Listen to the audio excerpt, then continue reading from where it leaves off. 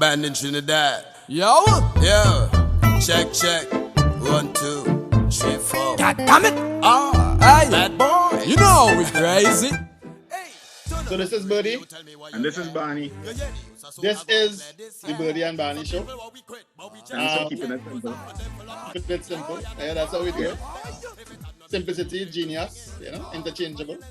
Yeah. Shaka, I don't know if you're seeing in previous podcasts, Barney would come and talk to us about the adventures of his toast, the cookies. Hold on. It's not an adventure.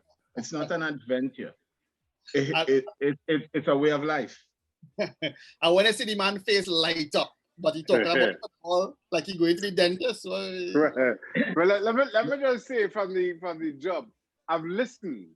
As you both know, I spend a lot of time in my car, so it's convenient to me to listen to the podcast. Aside from which, I didn't realize we only went high tech and comment video and all kind of thing. No, nobody didn't send me. Nobody didn't invite me on video up until now. I don't understand that. Is a certain look we're looking for, as said by Florentino Perez to Del Bosque. You don't have the look. You don't have the look that we want for the show now. If the look is if too old is anything to go by, I'm good with that. I'm good with that. Too earlier, beard was man arguing over. I come on. I leave my loving family home here. I say I have to join in the Burdie and Barney podcast. Too early arguing about who beard bigger. I don't understand. Too grown. No. Let us be factual. Lasana was arguing, was trying to insinuate his beard is bigger. I was just saying, this is nothing for me. I shaved mine the other day. So it's a big deal for him. No, the boy always came second in life. So we're going to do. What I say is he's not the first child. So we expect. The level of tolerance and envy that I've seen since a flourishment as to EBA. Poor soul. You make the man trim me beard. Last time you make Barney trim me beard. So, I just realized, it's a more to life than a beard. Fellas, we have the Olympics going on next door to Barney there in Japan. That is next door, right, Barney? That is next door. How that is next door? The trash had a duck, right? Look out the window. Point the camera out the window. Let me see what's going on. Wow, the ignorance is real, boy. What's the big story of the Olympics so far for you, Shaka? Not necessarily the big story, but something that caught your attention. What you have? I've only really been Elaine Thompson, who ran this morning, Mayan Lasana time, and now done the double, 1 and 2. Only female athlete to have done that. I think it's only Usain Bolt and Elaine Thompson have done the double in consecutive Olympics. I think that's an incredible story. Just following. I have this keen interest in Jamaican athletics. As I describe it on our show, the relationship between Trinidad and Tobago, Jamaica, all the other Caribbean islands is a sibling rivalry. So we not in the reckoning. It's about as nicely as I can put it, and I'm fascinated by Jamaican athletics, and in particular the role that boys and girls champs plays in the development of their athletics. Because for those who don't know, boys and girls champs is high school sports in Jamaica. That has a prominence in their athletic calendar, has a prominence with their track supporting fan base that secondary schools football league had back when we were playing. Yet somehow we've managed to dismantle that. In Trinidad and Tobago, and Jamaica just continued to embrace it, and as a matter of fact, grow on it, and make their track program all the better as a result. Mm-hmm. I was speaking to somebody the other day who was saying that it used to be boys champs and girls champs, and the boys champs was always well supported and etc. And people weren't as People weren't as excited, didn't attend the girls' champs in the manner that they did. So And then that's they joined the two. They joined the two, and now you have women, or girls, I should say, because it's high school sports, girls running under that same pressure that the boys did, with big crowds and, you know, the kind of atmosphere that comes with it. And now, I mean, look at their female track program. They go 1, 2, 3 in the 100 meters. Elaine Thompson, as I mentioned, has just repeated. Before her was what's the name? Fraser Price. Fraser Price. Right, Shelly-Ann Fraser Price, who won not 2012, but did she win 2008 and 2004? So or maybe she won 2008, 2012. I mean, that for me is the example of using high school sports as a proper development tool. Instead, we've somehow managed to crush ours, and I've been looking for some fanciful way to do exactly what Jamaica has done in respecting their sports tradition. Yeah. I mean, maybe it is because our school sports is still there. It's just disconnected in some way, I suppose, from everything else. Is that fair, Barney? It isn't really supported in the same way. It doesn't fit in really. I'm talking more in terms of school football, at least. It doesn't really fit into what the national program is. It's just sort of a thing on the side, right? What do you think? It's also rivaled. When if you looking at the SSFL, the Jamaica, if we go back to the boys and girls champs, they prepare to run in that. When we come to the SSFL, your preparation is interrupted by Republic Bank Cup, by Pro League, and now a Commissioners League. So we are degrading the possibility of having, you know, boys and girls performing at the best, at which still is the premier youth football competition in Trinidad and Tobago, where if I related to what Shaka was saying with boys and girls champs in Jamaica, I am sure if we go, I mean, I am not as versed in it, but if we look, there isn't anything that would be rivaling that competition, right? It's a shorter competition. Boys and girls champs, you know, is a track meet over a couple of days. But right, it's a track meet. It's a track meet, but in athletics, you train to peak for a competition, as in any other sport, so that you any other competition that comes along the way is used as a stepping stone to get to your peak for the biggest event, which would be that. If we look at our youth football, that is the complete opposite. We have people deciding that we want to go on a tour of Canada in the middle of our school's preparation for SSFL, just for so. And so we, not to get too much into it, but it's not the same. We have gone the wrong route as far as I'm concerned, and we're not using SSFL in the manner that it's supposed to be. It is not, SSFL is not a development, but it can, if used properly, be a tool of development along the way. I totally agree, but to that point, and why I find the parallel pertinent, or at the very least interesting, is that back in our days, as you remember, and we keep reminiscing about crowds coming out, and there was a certain sense of jealousy around the amount of crowds that schools football brought and commanded, and higher ups within the TTFF, as it was, or maybe it was the TTFA before becoming TTFF. Yeah, the FA then. There was a concerted effort to stifle secondary schools football. I remember players being told that they weren't allowed. This might have been just after I left, but players being told you can't play your school's team because you have to train with the national team. They have a tournament coming up in April. Secondary schools football league running from what, August to October, November, something, so whatever it is. From September to early December. And you being told that you can't play your school's team because you have a national tournament coming in April, 4 or 5 months after the end of the school season. So therefore, schools weren't able to call on the best players. So of course, the standard drops, crowds don't come out.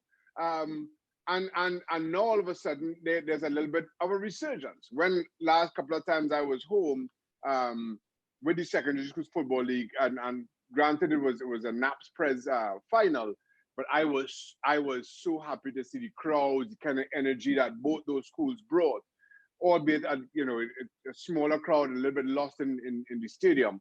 But I felt it was starting to pick back up, and you're starting to see kids recognize and represent that school spirit because we need it. We just started to breathe life, or so it seemed, back into our school's football. Yeah. Probably, again, a little structure would help, but in terms of knowing where the school football season fits into the whole national program kind of thing, which is something we still, I feel, when we get to that point and we understand what school football is for, then we have a better chance of getting most out there, because we still don't know. Yeah? When we get to understand what all competitions are for. Once we still on this belief that competition is development, then we will forever be lost. Let me also say, while we're on the topic of athletics, and I know Sydney as a Trinidad and Tobago fan, and I'm sure everybody else disappointed by lack of prospect of medals for our program. I obviously was part of the ESPN team that covered the Olympics in 2016. I spoke at the TTOC end of year awards at the end of that year. I said then, just reflecting on my experiences in Rio, and more specifically my experiences in talking to a number of the athletes that represented Trinidad and Tobago. We have to recognize what sport means to people, and why some people get into sport and how they use it to better themselves. And while as a country and as a culture, we seem to only respond to victory, I think backstories are just as important, and we have to be willing to tell those stories, and as a fan base, listen to those stories, because we don't. And if we don't, I will speak about our investment in sport. And when I say investment, I'm not talking financial investment. I'm talking our human capital, what we put into our sport.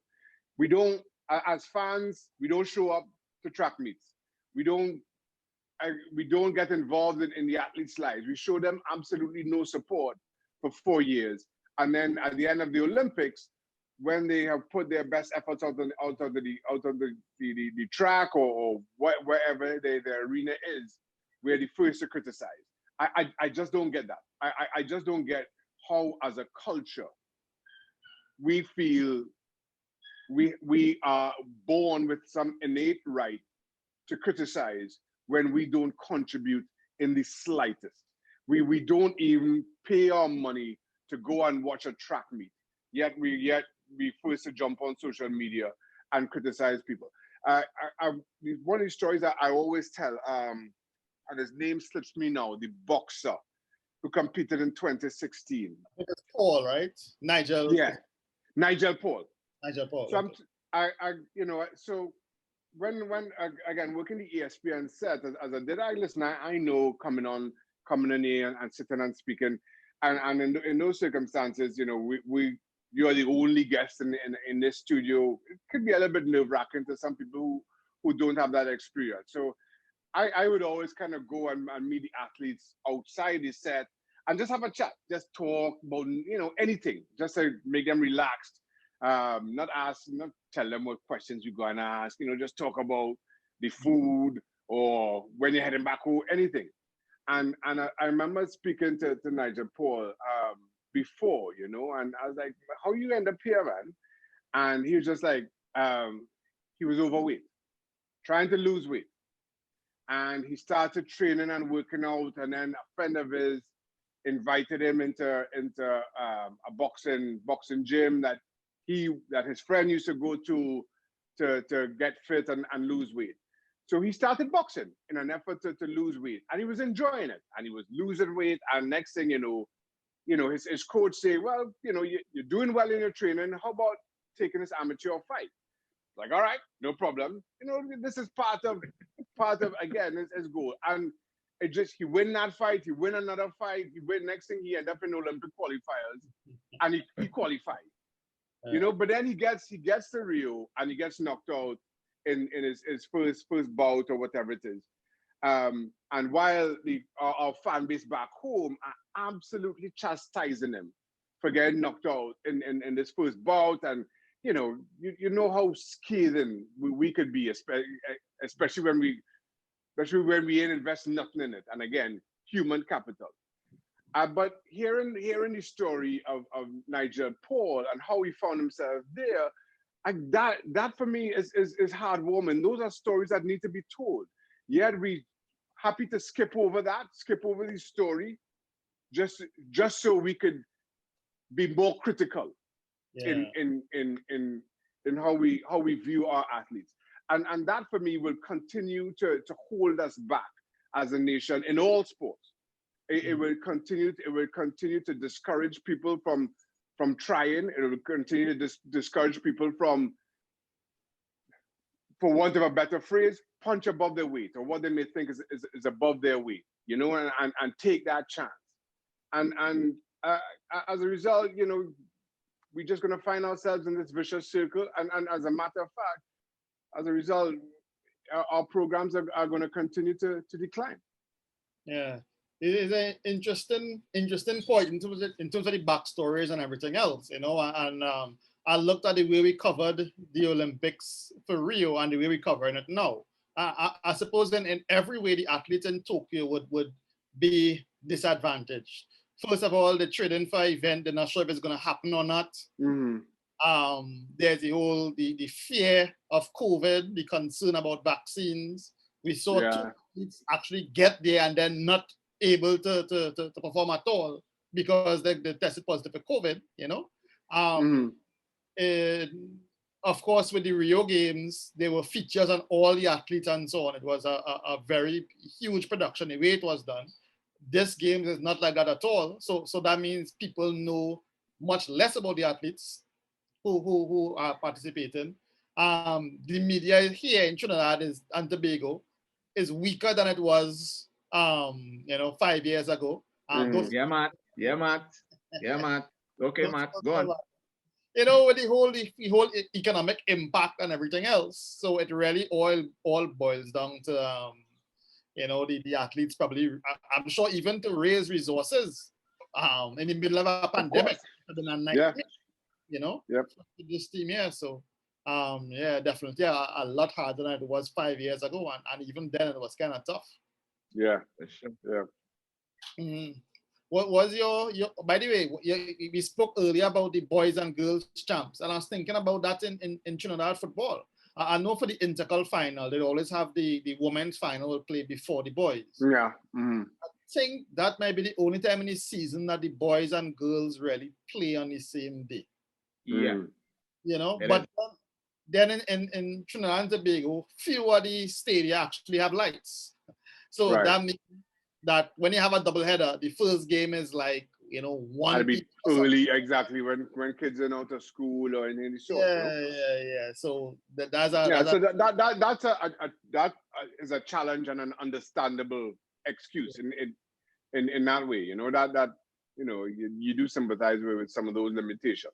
Yeah, because if early, I think they should probably look for a few opportunities during the season to have a double header, like an opening day and so on, because some people might see a game, see a player or a team, and I might go and watch a St. Augustine girls or was it Pleasantville girls or something play a game because they get curious. So is that right? Exactly. Mm-hmm. Mm-hmm. Barney, what was your moment at the Olympics so far? Mexico losing to Brazil. That happened already? Yeah. Really? Yep. Okay. They lost. I don't know if to be more amazed at Barney's answer or how quick that is his highlight. Highlight is a team losing, or the fact that Lasada don't even know that game play. That's my highlight. That's my highlight. Okay, what movie about that, Barney? What moved me about it? Yeah, it does like to see Mexicans happy. No, I went to the fan page to see what they were saying now. If they were racially abusing the Brazilians. Yeah. You know? And they So, were? huh? And they were? I don't know. Spanish is not as good as my Mandarin. Yeah, so no, seriously, I will be honest, I have not really followed this Olympics. One, because and this will be controversial. People will wonder, I really wasn't for the Olympics happening. I thought the IOC really showed its hand as just being a big money, a big greedy organization, same way as FIFA does. Yeah. I thought that Japan was placed in a very difficult position.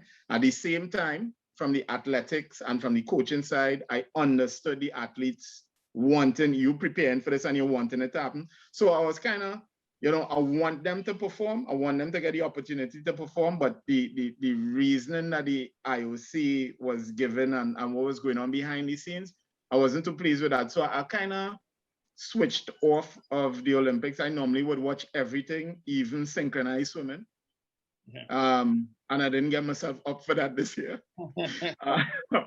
So I was kind of off. That being said, having a number of people like Shaka himself, not you so much, you're not so much on sports, but like Shaka himself, who would, WhatsApp information, it let me know what was going on. So some of the times that I was seeing posted were amazing.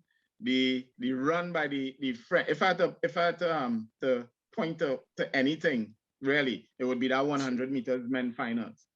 The Italian guy who ran, I can't remember his name. I know he has a name that sounds more French than Italian.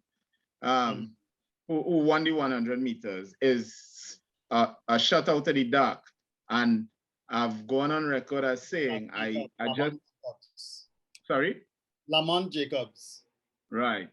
And I've gone on record saying that I just hope for the sport's sake that it was done clean. He wasn't doing long jump or something 2 years ago. 2 years ago. Yeah, exactly. Right. But right. Until a few months ago, he had never run below 10. Below 10. Months ago. Right? No, it have a lot of other factors that they had a factor into this spike technology, the track itself. Okay. But I am just saying, I am happy for the boy. I just hope that a couple of weeks or months or whatever down the road, we don't hear a different story. And Shaka, as I pointed out to somebody before, Flojo, before she ran 10.47, was a 400-meter runner and had won a bronze medal at the Olympics before, I think running 400s or something like on the 4x400 team or something like that. It sounds like a Netflix series started up here, boy. Barney exonerating. Keep going. No, I'm not exonerating. I'm drawing a parallel here because I am one who is of the firm belief that Flojo ran 400s before, then came and ran incredible times, and then retired and took up marathon running. Okay. I rest my case. Because I see Shaka gave me the stoic. Not at all. So, Mr. Shepherd. But yeah, Mexico losing to anybody was my highlight, and the 100 meters men's final was close after. Yeah. I think in the Gold Cup, for sure, Mexico, they must have lost some friends, The behavior of the fans, As soon as they come into the game, they're all happy-go-lucky until they're under some pressure, and then the players are diving and punching and tripping the fans are doing that I don't chant. mind all of that on the pitch. I don't mind all of that on the pitch. Yeah, the fans. You do whatever you feel you need to do to win a game on the pitch. I have no problems with that, right? Unless it goes to the racial abuse by player on player, I have a problem with that. It goes to me treating you less than a human, trying to spit on you and things like that, I have a problem with that. But you see the fans who under no pressure, they are under no pressure. The players on the pitch, they still have a more, they come have an excuse, they're under pressure. The fans under no pressure and decide that they want to act in that manner. And then, what about those, the ones who really get to me, is if you go back and you look at the post, there are people days after still abusing. So you have gone to the game, gotten angry because, let's say, Chucky Lozano is your son-in-law or whatever. Yeah, you got angry, he got injured. You have 24 hours to cool down and you're still posting that. That says something about you. And I have a problem with that. So I used to back Mexico as a team from our region, the powers from our region. That is done with me. That is done with me. Canada now has my support. And America, imagine that. Sorry, I can't do that. I have to say, Barney, I am 100% with you on everything you just said. 100%. Something must be wrong. Yeah, that's the first and true. It take Mexico to bring us together. It take Mexico to bring us together, Barney. Yeah, that's the beauty of the hold on to that draw. A 1-0 defeat wouldn't have been enough. Well, we get the 3 points, so whatever, Yeah. But, as a player, after you go through all of that and all that abuse and so on, at least you can tell yourself, we have something to show for it, Mm-hmm. Yeah. Mm-hmm. Yeah, I I mean, watching the 0-0 draw, as I said, it wasn't pretty. It was pragmatic, right? It was what we had to do to come out of that game with a result. And we did it, right? We did it, we came out with a result. And I felt good for that. But what made me feel even better after feeling worse, after feeling bad, is I felt bad about when I saw the abuse that was thrown at us. But I felt even better about the point for that. Because you see, Mexico is a team, well, when I played, and even in watching the game, Mexico is a team whose style of play I like to look at. But then there's more to football, as we say, for people who have played football, coach it, and even somebody more ardent spectators will tell you football is life. And that's what they're bringing back to us there, because you have not succeeded. This is how you respond. Now, I cannot believe I watched the tail end of Mexico versus USA in the Gold Cup. And I was so happy that they lose that too. Remember when they drew them 4 as well, and just before Joven took that corner kick. When they were throwing the bottles and things. Yeah. But Shaka will tell you, if you go and play in any Central American country or any Central American country, that's part of the course. I remember Shaka telling me a story. I don't know if you remember this. Years ago, they played in Costa Rica and warming up. And they had a number of balls that they were training with. And when the balls go in the stands, people not giving you back, a matter of fact, they cussing them for asking back for the ball. So that all of that is intimidating crowd, and I could live with all of that. But when it comes down to you racially abusing me, trying to treat me less than human, nah. I'm sorry. We're not there. Yeah. Fine. The thing in the Olympics now, I love the Elaine Thompson era double myself. Hold on. So you don't love the fact that Brazil beat Mexico? No, he didn't know. He didn't know. Never mind Well, I'm loving the telling you, fact he didn't even know. but I told you, so you're supposed, anybody who not happy Mexico lose, I have a problem with too. Eh? Tell it all, you know. All right, but you gotta remember who his international allegiance is often with. So while he might be happy, Well, if Mexico lose, If it was a he's Bronx, so happy Brazil win. listen. Yo, if Argentina playing Mexico, I back in Argentina. Imagine that. yeah, Imagine that. happy Mexico lost, right? Okay, now that you've said it, you can continue now. Thank you. Right. Now with the Elaine Thompson, as we spoke with Atto when he was here, you know, and I'm saying that it is very refreshing to see the woman in the sport in the spotlight in a very natural way.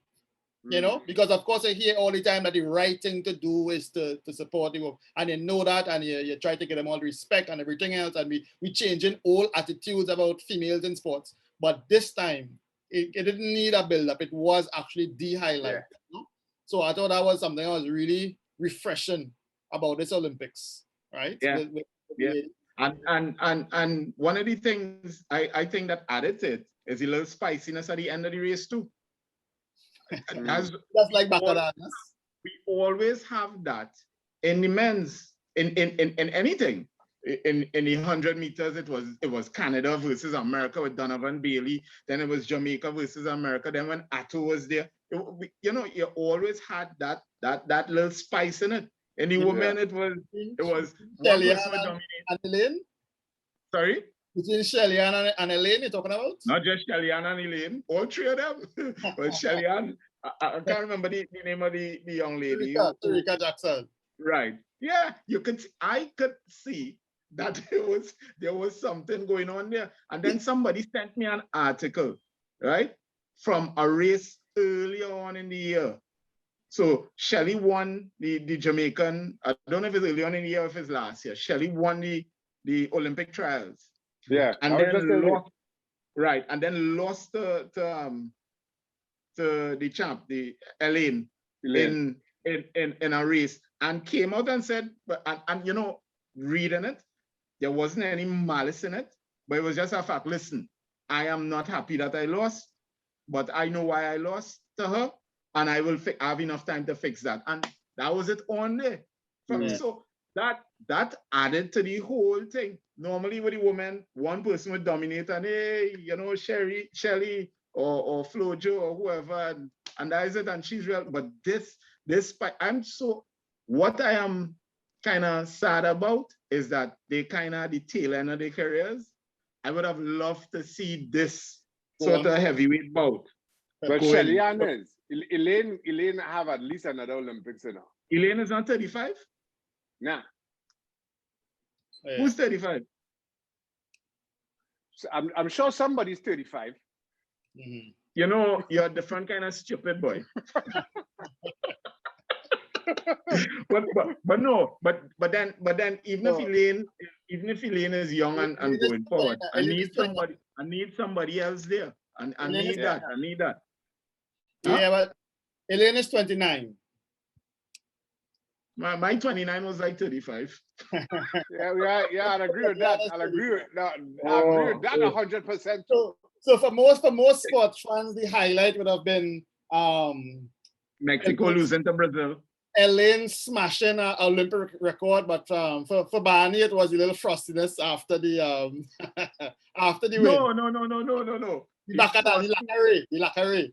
No. That added spice to the whole thing. It had meaning to it. The Olympic record wasn't enough. Nah, spike technology track. You've had gone KFC for spicy crispy and still throwing more to our next spice on it. I'm more of an original fan. Yeah, but no. So that much I can say to that, but let me move on. For me, the thing that stood out, to be honest, was that issue with the sprinter from Belarus, who criticized what we would say light criticism of administrators and tried to put that in next plane home. And it wouldn't have been there wouldn't have been a fun reception for her back home, because right now she She in the embassy in Poland. Poland? Right? Really? Yeah. Me know about that? You know about that? No. Well, a female sprinter. Like I said, just something about what she was not happy about with the administration and so on. Yeah.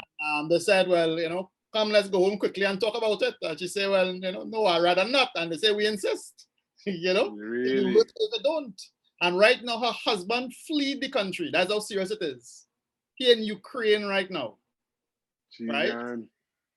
She in the hiding out, like was the guy with the WikiLeaks and so on was hiding out for the longest while in the British Embassy. Snow. And not Snow, the French name guy.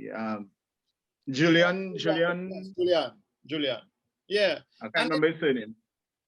You know what why it stood out? The whole matter of politics and sport. That the IOC always has, to me, a very hypocritical view on, right? And in issues like that, or when you have a sprinter, I think we had a wrestler from Palestine and he refused to fight Israeli and he left and so on.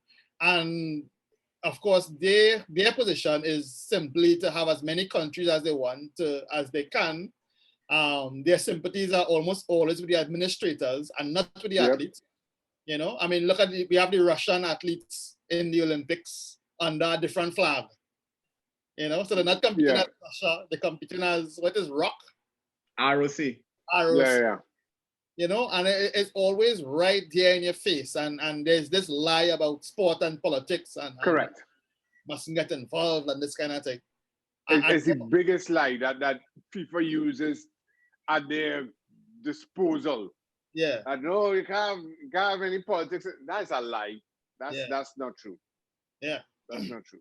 And just to draw the parallel, what that Belarusian athlete is going through is the same thing. You're making the parallel with the guy from WikiLeaks, but just the other day, an activist was pulled off a plane that was diverted. Yeah.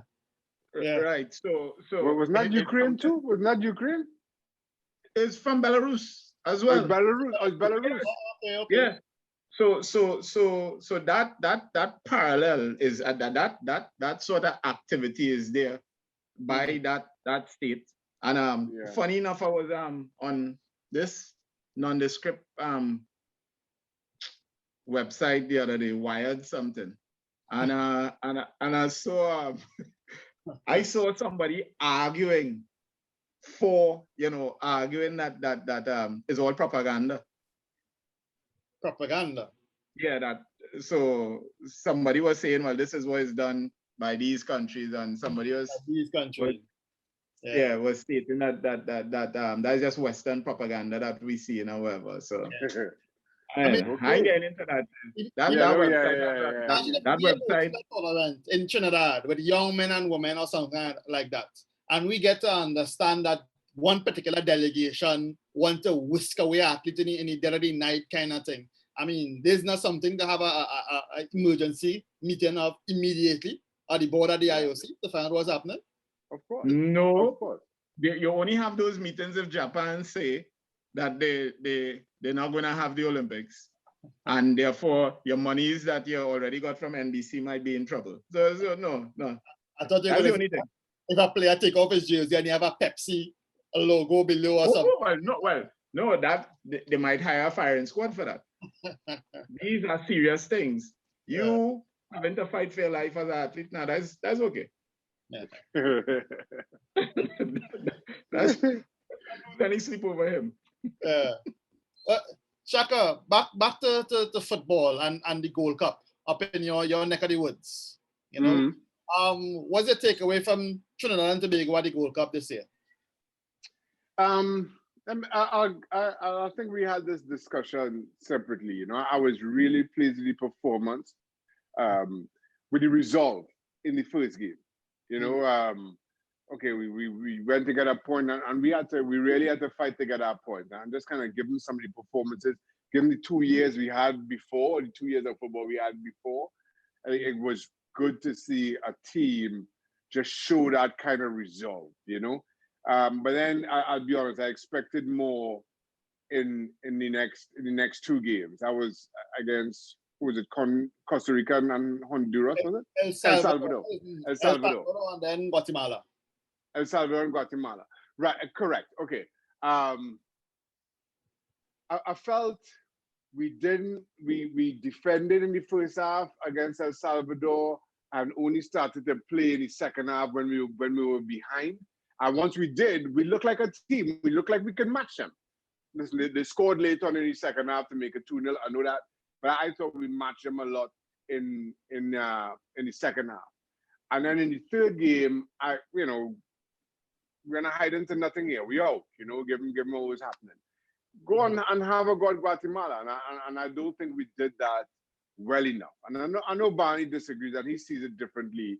And just looking at it from a coach's perspective. But from a player's perspective, I wanted us to look and believe, or at least show that we believed we had every right to be on that park and we could match them. I thought we did that against Mexico, albeit looking for a draw. We did that for the second half against El Salvador, and I don't think I saw it enough against Guatemala. Mm-hmm. I don't disagree with you as much as you think. I agree. The first game, the performance in the first game, the fight and everything, the tactical plan was top notch. We did what we had to do, and it was heartening to see guys. I think what Shaka was trying to say there: fight for the jersey again. Mm-hmm. Men fought for Trinidad and Tobago. It wasn't, well, as a national player and whatever happened, men fought. And that was great, right? The second game, what I felt should have happened, and this is me quarterbacking from the next side of the world, what I felt should have happened is that having the squad must have felt good after that first game, right? And Angus is a motivator. I thought that what would have gone on in the second game, in that first half, we would have gone at El Salvador. Based on that belief that you've already built up in the team, we here is Mexico, we just draw with. Who's El Salvador? You go at them in the first half, or you go at them for the first 15, and then you assess the game from there. All right, we could keep at them where look, they're getting us through us a little too early. Let us drop back. You adjust the game from there. I thought we started too passive. We gave them the same level of respect that we gave Mexico. And that allowed them to get into a rhythm. As Shaka said, second half, when we started to go at them, you saw them being uncomfortable. You saw we could get at them. And despite what Hugo Perez tried to say at the end of the game, that is all gamesmanship. He knew that he was in a game second half, right? That Trinidad brought it to them second half.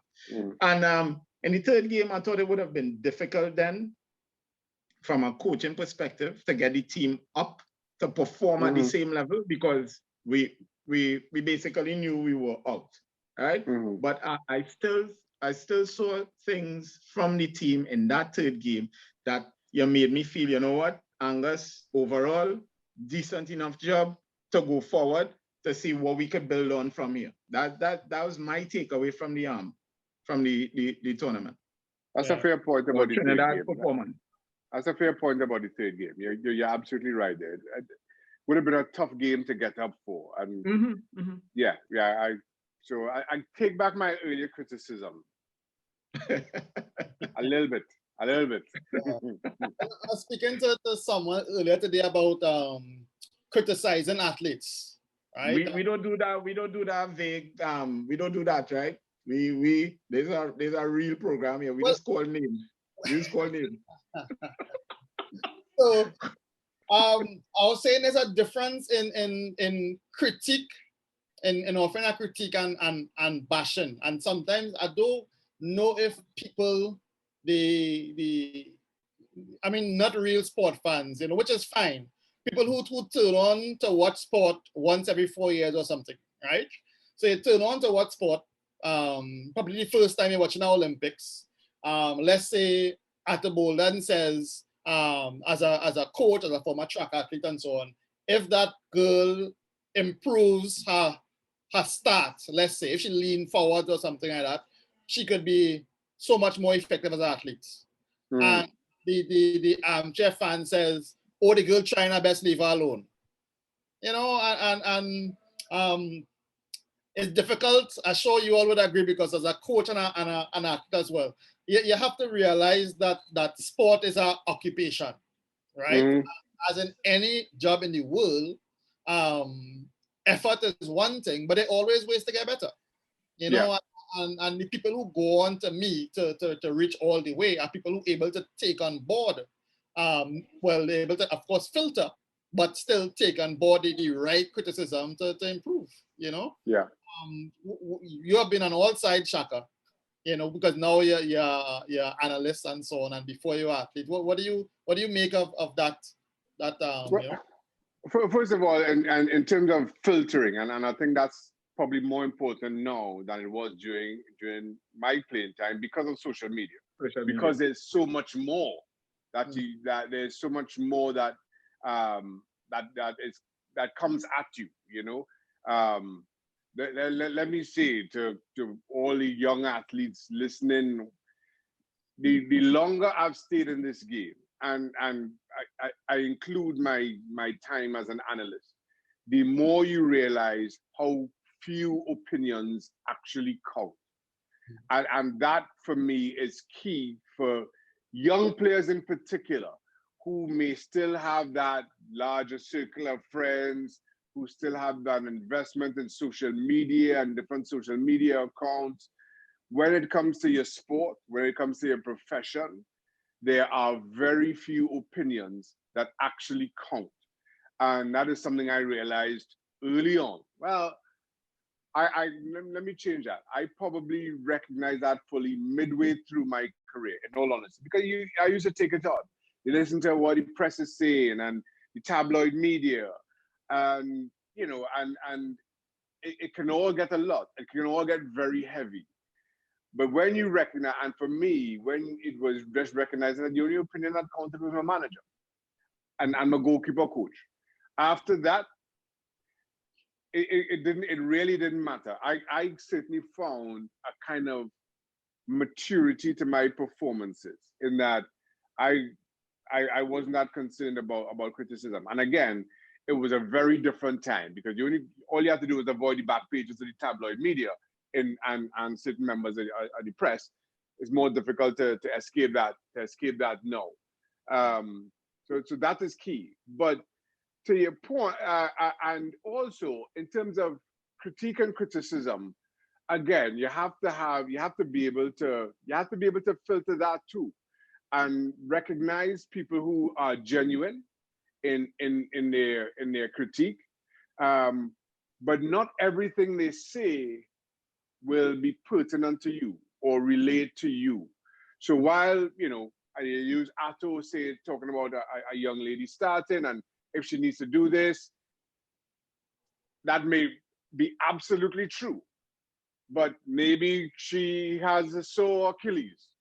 Maybe she has, you know, like after I broke my left ankle, I had really reduced flexibility in my left ankle. So there's only certain things that I could do. I had to change how I kicked the ball. So if somebody criticized how I was kicking, then, you know, even if it was well intended, all I could say is, well, thanks a lot, you know, and move on, because, you know, I know I can't. I have a plate in my ankle. I had to change my whole kicking stance, how everything, my mechanics. So, you know, even when critique is well intended, you have to be able to filter that as well. That becomes a whole lot easier, because now it's a whole lot less, because you put all the other nonsense to one side, or you don't even take it on, you know? Yeah. And the other point that Barney raised, which I've heard before, playing for the jersey. I remember former hockey captain Shilan Cabrales, who said that, listen, I play for myself and my family first, second, and third. You know, and everybody else like fifth, sixth, seventh, or somewhere down there, you know.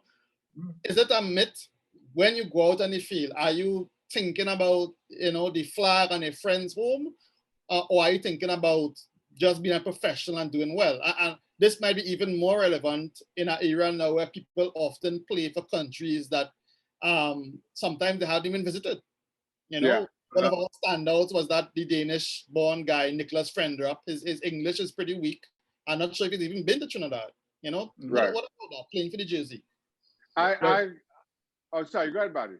No, I was just gonna say that different people motivate themselves differently. So when I say play for the jersey, that falls under the collective. If I go out and I play for myself, I am representing Trinidad and Tobago. So and it is my effort that I'm putting in at 100%. Well, I know the term is a very widely used term, Yeah. So people motivate themselves differently. I don't know what Shaka did, but that why I said that and why it was refreshing is that for the last 2 years, I've seen teams go out and the effort for whatever reason has been less than. But Barney, you don't even need the context because it's really such a widely used phrase in terms of, you talk about the Roy King will talk about playing for the jersey, and everybody who have a jersey will say playing for the jersey, Mm-hmm. So in terms of that, you don't even have to consider Trinidad and Tobago at all. It's just a phrase, a catchphrase in sport. So in that sense, Shaka, and you've played for so many different teams across the sport, so many different jerseys. As I say, it's a phrase that's widely used, but it's a phrase that I don't fully understand. Or because you would have somebody, on December 31st, they're playing for one club, score a goal, kiss the badge, and then they get transferred on January 1st, play a game on January 2nd, score a goal, and start kissing the badge. I mean, all of a sudden, you're playing for our next jersey. It's about, for me, it's about a certain professional responsibility and professional pride. Mm-hmm. And I'll speak only for myself here. I feel I bring that regardless of what jersey I wear, that I am playing with that responsibility to the game. I bring a responsibility to my career. You could transfer me halftime, and I play with that same sense of professional responsibility in the second half that I did with the first. I also believe that it's a team game, and while I understand the sentiment, I'm playing for myself and my family. Myself and my family is discussions between me and the board at the club, me and whoever is running the association, and my remuneration. But in terms of and the phrase I fully buy into is stepping over the white line. Once I step on that field, then those discussions I had with the board, those discussions I had with the FA, that don't matter. We could start them back in 90 minutes time, but for the next 90 minutes, they don't matter at all. That is how I felt about it. And to another point, another cliche that you hear a lot of fans use is, how will you go play this game and all you're discussing money or some kind of stripping suit? I'm like, that is what we do. I discuss money. I discuss getting paid to play. Once I step on the white line, those discussions don't matter. So don't tell me that I can't have a disagreement with the board or I can have a disagreement with the FA and not perform at the same level. The two don't matter. The two don't matter to me at all. So that is how I interpret that. Mm-hmm. And between your teammates, the manager, the fans, which is the biggest motivation for you? Has it been different in different places? My teammates. Who I'm playing with. That's what it's all about. The manager kind of he trying to keep us within a certain direction or keep us within certain guardrails. But for the most part, is us out there, and trying to follow his instruction. But we playing for each other. We very much playing for each other. Mm. Okay, so then having said that, it would kind of follow then that the most important thing for a manager is to kind of get the team in well happy to be around each other and you know wanting to work Absolutely. with each other. For sure, Absolutely.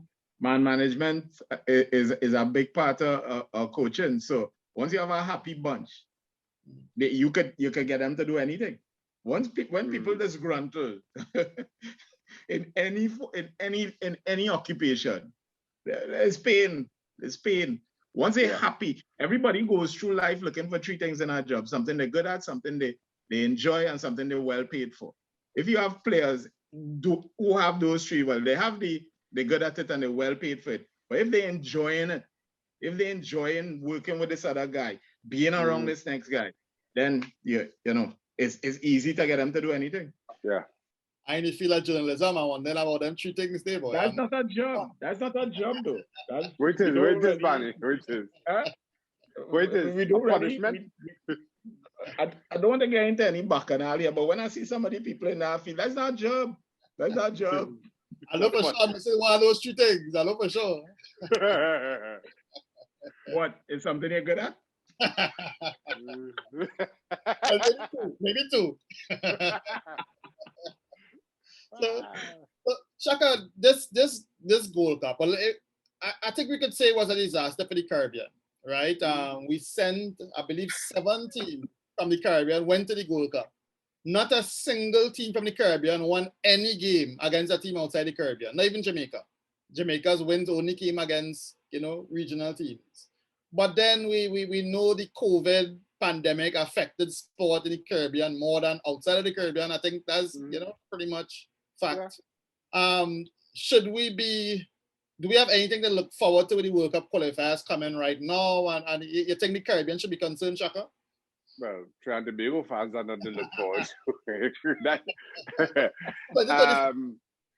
I think quite clearly Jamaica is the only country capable of carrying the flag and representing the Caribbean. I think they have a good team. They have the makings of a very good team, even if they are a little bit disappointed with their Gold Cup and going out to what is effectively a third string US team. But I have had my concerns about Caribbean football for a very long time, and again I've expressed to both of you separately. I have lost any faith in CFU leadership, and have done for some time. And I think this is just bearing that out. I'm not sure. I'm not sure when the dawn is for Caribbean football, when light is going to start to appear over the horizon. It just feels really bleak right now. What should the Caribbean leadership be aiming at in terms of what could make the biggest impact on our football? Well, I firmly believe that development we have to be more dialed in and focused in on development. And I often use Bermuda as an example, and Bermuda, our country of 65,000 people. I was in Bermuda a couple of years ago for their end of season football awards. I spoke at their end of season football awards, and I had an opportunity to spend a couple of days there. I know the general secretary, David Sabir, of their FA. I'd spent some time with them and saw a lot of what they are doing. And they are focused in on providing opportunities for their kids, boys and girls, to further their craft, either on island or they're actively searching out scholarship opportunities, both in the US and in England, for those players to go to and get better facilities and better coaching and greater exposure. And knowing that a percentage of them are going to come back and share that with the island, and they had huge success with it. And last Gold Cup, Bermuda qualified as the first ever major men's tournament that they qualified for, and I think that showed that was as a result of a lot of their development focus and how they see the game. While for me, the amount of times I've heard in Trinidad and Tobago that they don't want players going abroad because they never come back. And you know, I disagree with that strongly. We have to provide opportunities for kids to play, for kids to find their own path, and trust that the cream will rise to the top. But the more kids we have playing, I think the better, you know, the better we improve the bottom of our pyramid in terms of football, the better the top of that very same pyramid will be. But our approach has been to ignore the bottom. Let's put all the light on the top, and hope for success that way, which I think is doomed to failure. Yeah, and Bermuda got to they were in the playoffs at the Gold Cup this year. Yeah. At the final. Yeah. What do you think, Barney, Caribbean football? First, before I go on to that, I just want to thank Shaka for not trying to piggyback on my saying about tides and ships and things again. Looking for a new approach now with pyramids. I appreciate that. You know, big of you, Shaka. You know, I always thought you were a magnanimous kind of guy, and you know that's good. Stick in your lane, right? Now, having said that, the CFU, Shaka made mention of he don't know when the dawn is coming. No dawn is coming with CFU. No dawn is coming with CFU. The Caribbean football is going to go forward one of two ways.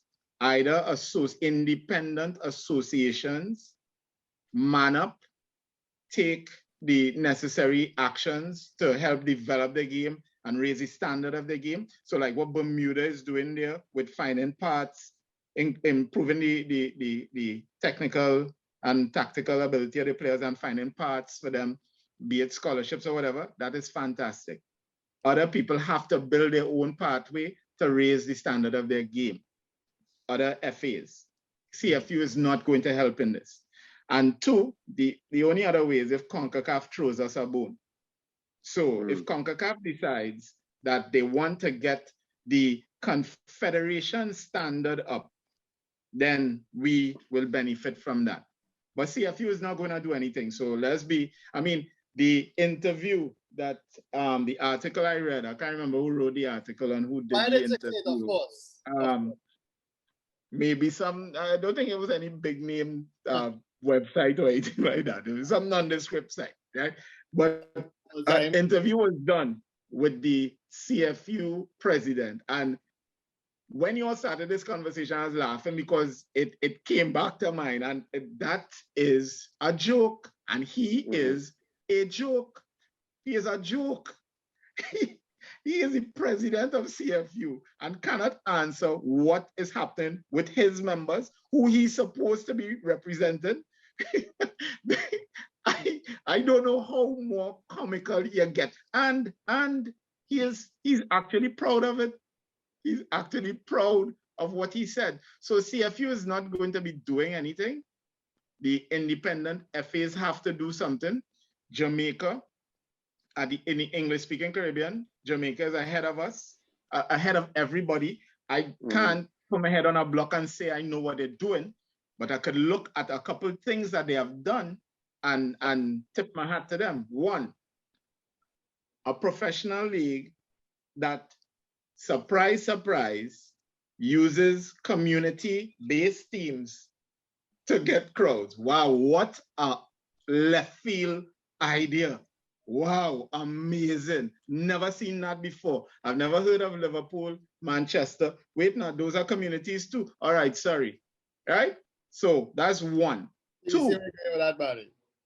What is that? No, we see where you're going with that. Go ahead. Right. Well, I don't know. It may have one or two people from Trinidad's Pro League listening who might not have the idea. Two, about 2 years ago, I sat down and I saw that from their high school football, they were able to identify the best players from the schools in the parishes. I think Jamaica is made up of parishes, right? And they have teams representing the parishes now playing in a league. So it was like a step up from their high school. These were the best players playing. And I mean, oh gosh, these things simple to do. But there seems to be a desire there in Jamaica for them to improve. And that is what is lacking here. There's not a desire for us to improve. There's a desire for certain people to improve their situation. Let me say to that point, Barney, I've often said in Trinidad and Tobago, our greatest blessings also serve to be our greatest curses. And I'll use a couple of examples there. As I always say, Carnival is one of our greatest blessings. But as long as it's a Carnival, well, 2020 aside, or 2021 aside, you could do anything to Trinidadians all year round. As long as they throw Carnival, as long as they have Carnival to look forward to. You could, politically, you could get away with all kind of nonsense, as long as Carnival good. Right. That blessing and a curse. The other blessing and curse for us is the financial resources that our oil has afforded us in the past. So now all our solutions are where we get the government to pay for it, and we throw money at every single solution. To that point that you mentioned there, Barney, Jamaica broke. As a country, they don't have money. So what they do, they use what has worked, what has always worked. They rely on their human capital for their athletics. They put on boys and girls champs, and their human capital is what keeps that going, has made it into the product that it is, and has provided them with the track athletes that they have. They put together a schools league and a community league with no financial support from the government because the government have no money. They base it in the communities and make it a community-driven league. Our pro league, we have a set of teams, we let them play in the national stadium, and it's government money that's keeping them afloat. Our greatest blessings can always serve to be our greatest curses. We instead of investing in development, we have 5 national stadiums, a home of football. Six. It's 6. If you're counting Arima Velodrome. Yeah. Well, if you're counting those, yeah, you have too much account. You have and then you have Diego Martin that we built the other day. Right. We have a ton of facilities. We have a ton of facilities, yet we have no investment in the grassroots of any of those sports. In any of those sports. We build these big shiny monuments to our sport leadership, and we do not invest in the grassroots of those sports. And that is where we differ. We are night and day with Jamaica and how they do things. Well, and if you could wrap up really by just taking a look at Europe, we have the new season coming up on us. Everybody excited and thinking about mostly about Jaden. But I'm not. I'm not. Shaka, what's your specialty in European football anyway? It's definitely EPL, is it? Or you watch a lot of? Nah, definitely EPL. Okay. Well, what we have to look forward to. I know you're gonna start off on Jadon Sancho, but you tell me. So I'm a pigeon. Okay, okay, we have to look forward to Jadon Sancho. I hope that's satisfying to you, Lasana. But I think what everybody want to see is West Ham win their first title. Wow. First Premier League title. It's only you and one other person, and both of you all not seeing. I'm just saying. That's what everybody wants. Wow. It's coming, Barney. Football's coming home, Barney. Football coming home, Barney. You and England fans waiting for it. Yo, West Ham win the World Cup in '66, brother. West Ham win the World Cup. But what with is England? Looking at Harry Kane, Shaka, you've been in a couple. I know you moved from Newcastle to West Ham. Had its little its fractious moment, so to speak. You know, not Newcastle to West Ham. I went on a free. Well, I moved from Reading to Newcastle. From Reading to Newcastle was drama. No, I know that as your contract ran down, I think not everybody have been happy that they would have been going for free that price, you know. But well, I mean, that was the first year of the Bosman ruling. Yeah. That year so that'd have been '98. Mm-hmm. That was the first year that the Bosman ruling came into English football. But Kenny Dalglish was the manager. He signed Shea Given. I know Shea was going to be his preferred number one, even though I was keeping Shea out the starting lineup for a while in that 97-98 season.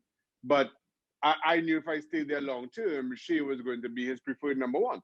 And I was able to go on a free. So I was like, I'm going to leave here, rather than I'm in control. I'm in control of my own destiny in that regard. Why sign a deal and let Newcastle have that control? My move from Reading to Newcastle was a little bit, because so now I don't ever talk money, but it's funny talking my Reading money. So when I signed for Reading, I was on the princely sum.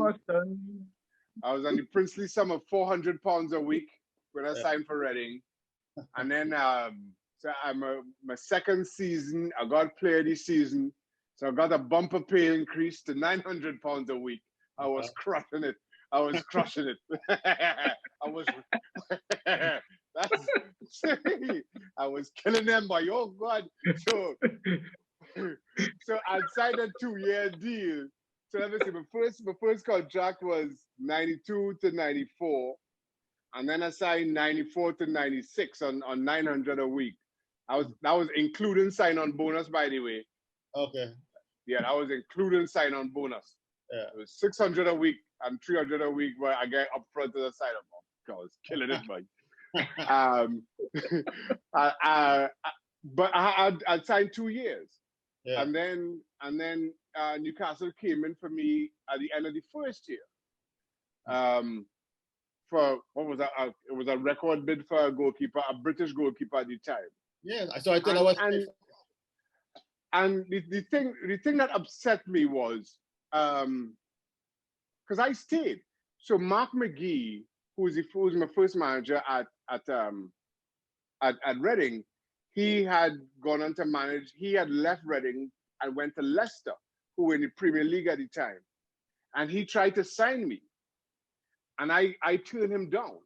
I turned him down because Reading were pushing for promotion in what is now the Championship. Back then it was League One. Back then it was the First Division. Now called the Championship. So I could have left, and this was before transfer windows as well.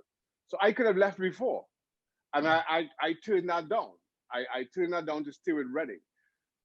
We just missed out on promotion, as everybody knows. We actually finished second, but they were reducing the numbers in the Premier League. So only the team that finished first, which was Middlesbrough under Brian Robson, went up, and then we went into the playoffs and lost to Bolton in the playoff final. And then Newcastle came in with this extraordinary bid. Sydney was a lot of money. How much was it? £1.5 million or 1.75 was a hot figure. 1.7. 1.15. So I was like, well, this is a done deal. This had to go ahead. And the club stall, and it got a little bit ugly. It got a little bit ugly to the point where I actually did not show up for the team photo. I didn't show up for the team photo. So while Harry Kane not showing up for training, or so it seems right now, I used to go training, but they would put me to train with the kids because I was just being an idiot pretty much. And then I didn't show up. I didn't show up for the team photo. Yeah. But eventually that move went through, of course. The Photoshop there or something, not Photoshop in those days? No, they just never went out with me. Never went out. So what do you think about the play now with Harry Kane and Man City and so on?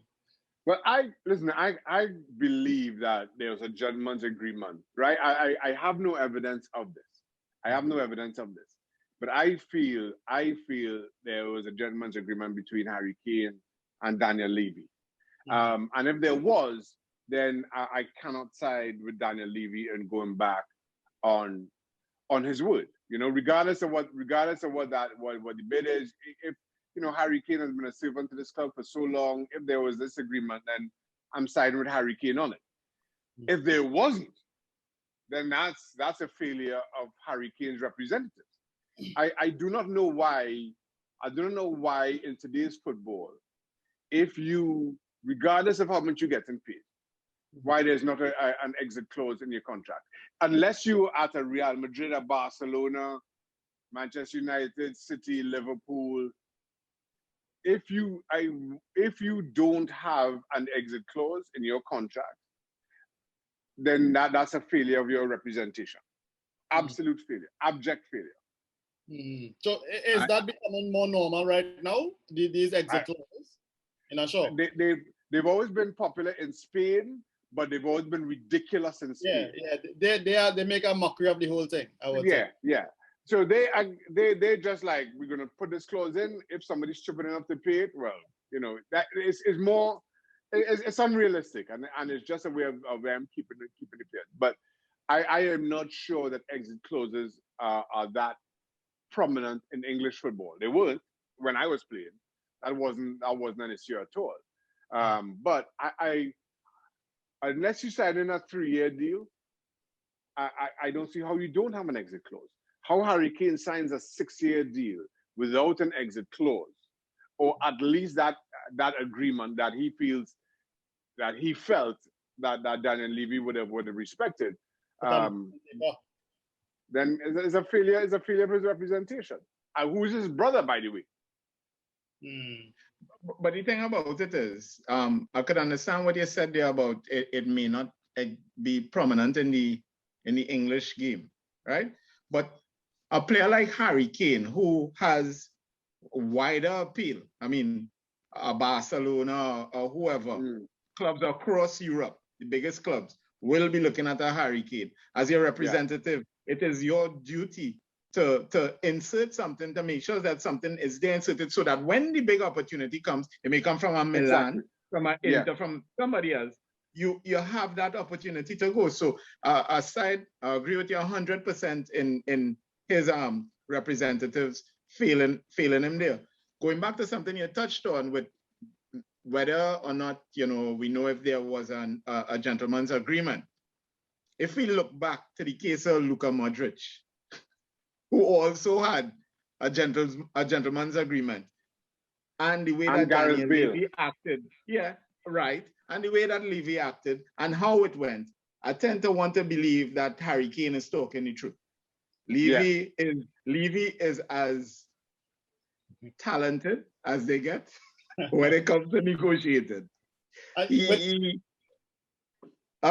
Yeah, no, I was going to say with the balance of power too, it's kind of unlikely that an employee would make a lie like that on the employer publicly and so on. That would be balance of power would suggest that would be unlikely that Harry Kane would fabricate that. But at the same time too, I also understand the counterpoint that if it were Paul Pogba refusing to go up, show up for training, the narrative would be totally different. Which is absolutely true. I will also, as I mentioned, Paul Pogba make the point that how Manchester United and a big percentage of their fans, or certainly the media covering him, is also critical of Paul Pogba for not signing a new contract. About running out his year and going on a free. That is entirely you cannot criticize Paul Pogba for not signing a new deal and then in the next breath say Harry Kane is wrong for not showing up for training. You either you're about contracts and respecting it, or you're not. Paul Pogba is well within his every right to play his last year and walk away for free. Kylian Mbappe is free to do exactly the same thing. Yes, thank you. I hear you want to come to West Ham. We're gonna see if we could ship some Q-tips for you. You're hearing it obviously. Kylian Mbappe really want to link up with Moyes and Declan Rice. That's his dream. Okay, Declan Rice. Somebody, no disrespect, but a big club should be coming in for Declan Rice. That kid. He could. Yeah, Declan Yeah, Rice, yeah, yeah. Declan Rice, player. Yeah, no doubt. Thoroughly impressed with him. Yeah. But big club should be coming in fifth. I would say with We go. Pogba, West Ham go buy him. West Ham go buy him from West Ham.